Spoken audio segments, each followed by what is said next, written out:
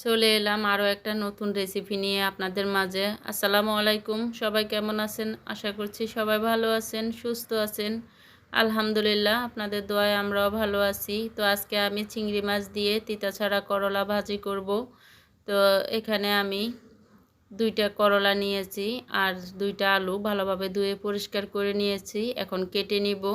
অনুরোধ রইল, ভিডিওটি না টেনে পুরাটাই দেখার চেষ্টা করবেন, ফুল ওয়াচ দিবেন। আর আপনারা যদি এখনও একটা লাইক না দিয়ে থাকেন, প্লিজ একটা লাইক দিয়ে দিবেন। একটা লাইক দিয়ে ভিডিওটি দেখা শুরু করবেন। তো এখানে আমি কিছু পেঁয়াজ দিয়ে দিচ্ছি কুচো করে, দিয়ে দিলাম কিছু রসুন কোয়া, দিয়ে দিলাম কাঁচামরিচ ফালি।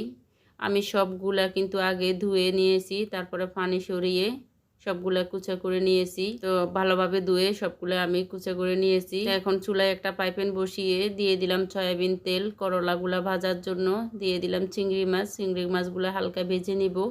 লবণ হলুদ মেখে রেখেছি আগে চিংড়ি মাছগুলোতে। 1 থেকে 1.5 মিনিটের মতো আমি চিংড়ি মাছগুলা তেলে ভেজে নিলাম, তেলে ভেজে উঠিয়ে নিলাম। এখন ওই তেলে আমি করলাগুলা দিয়ে দিয়েছি। এখানে আমি 2 থেকে 3টা পেঁয়াজ কুচি করে দিয়েছি, 7 থেকে 8 কোয়া রসুন দিয়েছি, তারপরে 3টা কাঁচামরিচ ফালি করে দিয়েছি।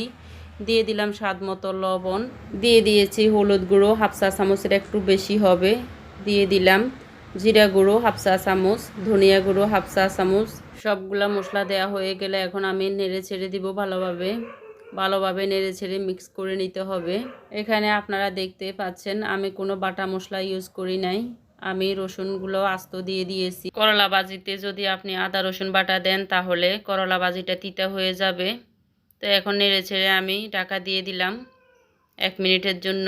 চুলার আঁচটা কিন্তু মিডিয়ামে রাখতে হবে, চুলার আঁচ বাড়ানো যাবে না, আবার কমানোও যাবে না। চুলার আঁচ যদি বাড়িয়ে দেন তাহলে করলা পুড়ে যাবে, আর যদি কমিয়ে রাখেন করলা থেকে পানি ছেড়ে দিয়ে করলাগুলো তিতা হয়ে যেতে পারে। করলা ভাজিটা যখন হয়ে যাবে একদম লাস্টের দিকে চুলার আঁচ মিডিয়ামের থেকে একটু বাড়িয়ে দিয়ে করলাগুলো উল্টিয়ে পাল্টিয়ে নেড়ে ছেড়ে ভেজে নিতে হবে।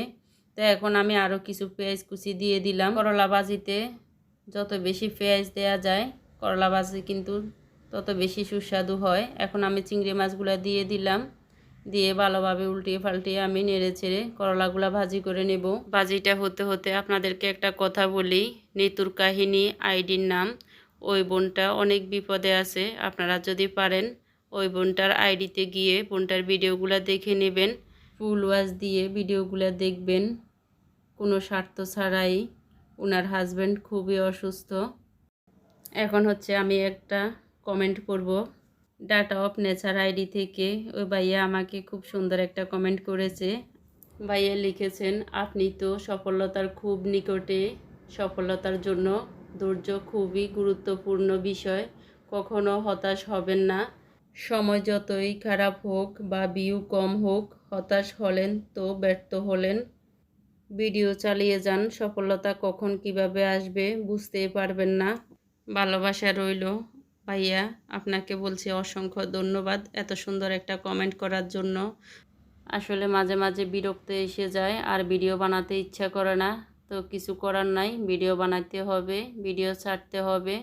এই তো কথা বলতে বলতে আমার করলা ভাজিটা হয়ে গেছে। এখন আমি করলা ভাজিটা বেড়ে নিলাম। তো আমার করলা ভাজির রেসিপিটা কেমন হয়েছে কমেন্টের মাধ্যমে জানাবেন।